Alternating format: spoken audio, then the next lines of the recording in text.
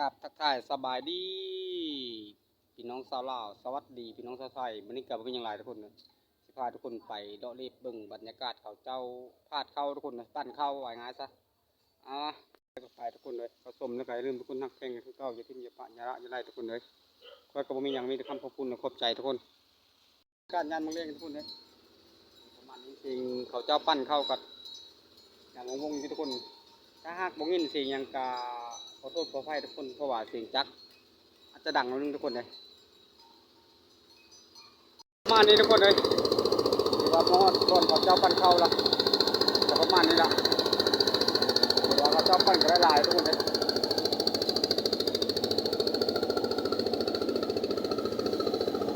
แล้วก็มีอย่างทุกคนเลยมีแต่ใจคิดให้ทุกคนได้เห็นทุกคนเลยถือว่าจะเป่าการแล้วลุ้นต้มไปกันทุกคนตรงจุดทุกคนจุดนั้นเขาจะกระปั้นทุกคนเลยประมาณนั้นแต่ว่าภาพพันโม่พันยังกาขอโทษขอไปทุกคนประมาณนี้ทุกคนเขาเจ้ามัดเป็นโคนทุกคนเลยประมาณนี้ทุกคน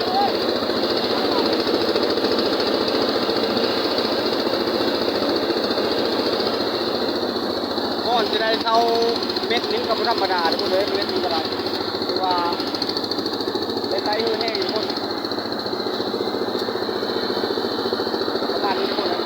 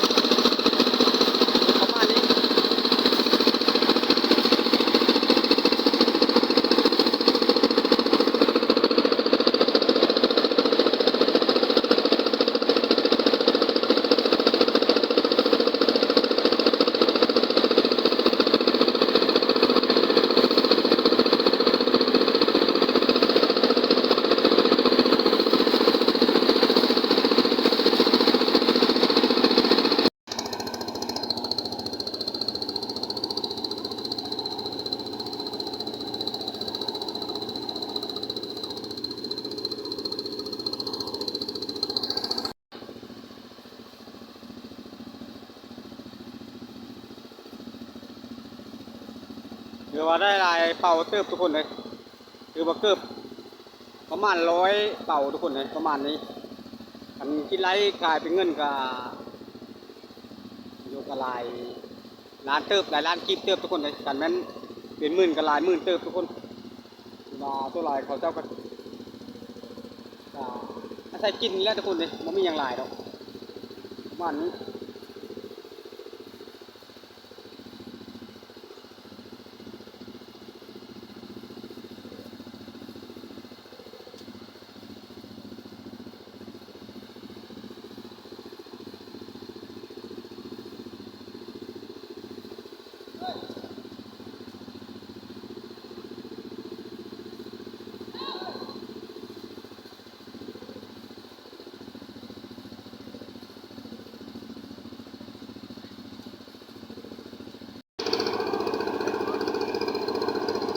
ถือว่าแค้นทุกคนเลย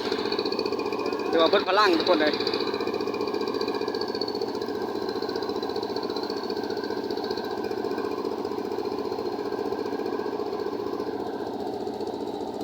ถือว่าเป่านี่ก็นักเติมทุกคนเลยถือว่าประมาณ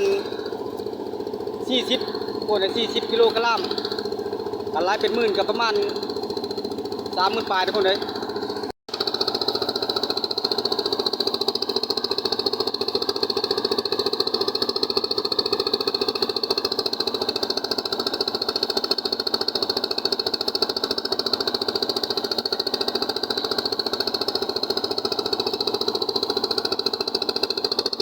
าศยามแรงทุกคนเลยตอนนี้ก็จะค่ำๆแล้วทุกคน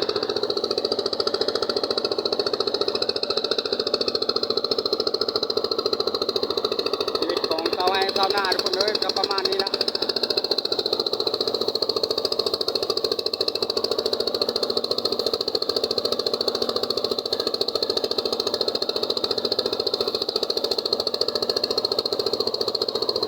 น้ำสุภานาสุรินทร์อาบเรืออาบไข่ทุกคน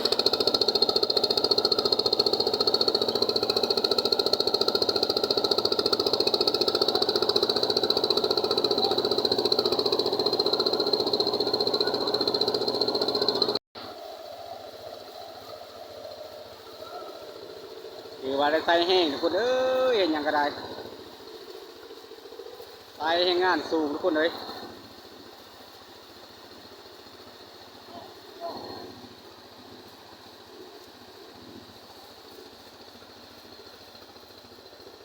นักก็เอาเบากระสู้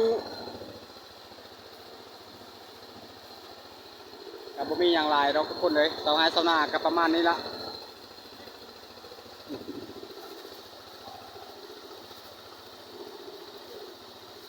ก่อนจะได้เข้าเมนหนึ่งทุกคนก็อาจจะให้ทุกคนได้เบิ่งทุกคนประมาณนี้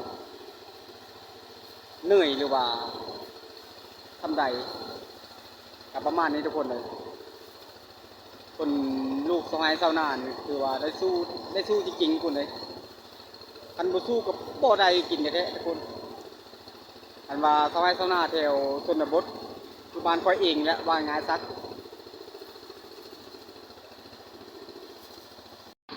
มึงเห็นภาพเห็นยังมึงเห็นเสียงก็ขอโทษขออภัยทุกคนเลยคือว่าเพื่อนกับไม่ยังไรทุกคนเลย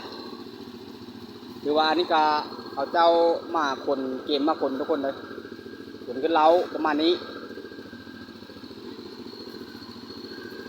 แต่ไม่ยังไร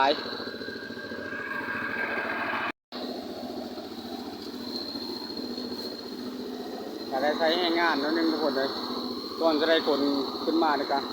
คือว่าโคนนึงกับประมาณหลายกิโลกรัมเติมทุกคนเลยประมาณ20 ปลายทุกคนเลย20 ปลายทุกคนนะประมาณนี้ละลำบากเห็นว่าชาวไร่ชาวนาทุกคนนะคือเวลาได้สู้ได้ชนทุกคน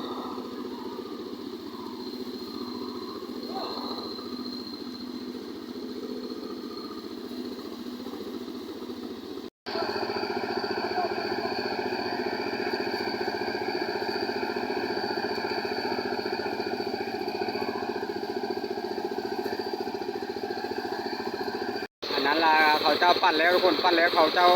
เจคือว่าประมาณนี้ทุกคนเลยเขาเจ้ากลับบ้านทุกคนเลยคือว่าบางคนก็เขาเจ้ามาสามัคคี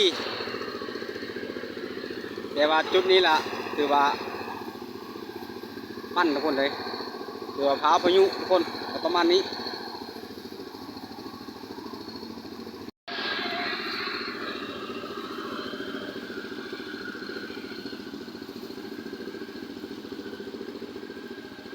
ปั้นเข้าทุกคนเลยพาดเข้า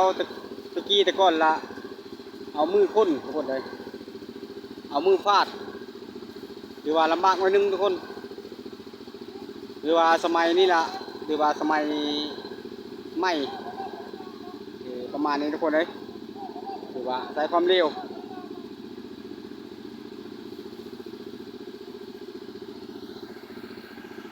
บรรยากาศยามแลงทุกค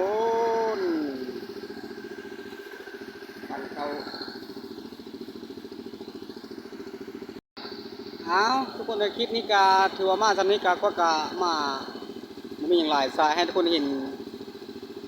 แค่เล็กๆน้อยๆทุกคนเลยถือว่ามาทำนี้ก็คลิปนี้ก็จบทำนี้ทุกคนเราส้มก็แล้วก็จะลืมทุกคนทักแป้งกันทุกคนอย่าทิ้งอย่าป้าอย่าละอย่าไล่ทุกคนเลยถือว่าก็กระผมไม่ยังมีแต่คำขอบบุญขอบคุณแล้วก็ขอบใจให้ทุกคนสุขภาพเข้มแข็งทุกคนแข็งแรงเจอกันคลิปหน้าทุกคน